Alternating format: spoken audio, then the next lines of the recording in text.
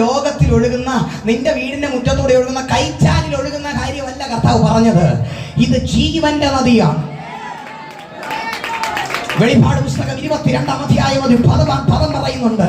വീഥിയുടെ നടുവിൽ ദൈവത്തിന്റെ കുഞ്ഞാടിന്റെ സിംഹാസനത്തിന് മുമ്പിലായി പളുങ്ക് പോലെയുള്ള ജീവജല നദി ഞാൻ കാണുന്നു.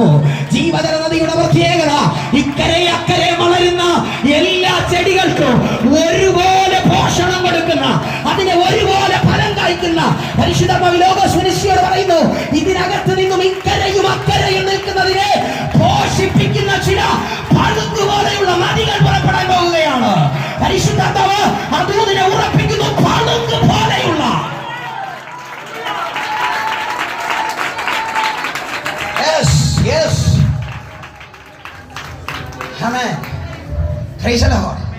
എന്നോട് കർത്താവ് സംസാരിക്കുന്ന ഓരോ പദങ്ങള്, പരിശുദ്ധാത്മാവ് എന്റെ അകത്ത് തരുന്ന ഓരോ പദങ്ങൾ എനിക്ക് പറയണം.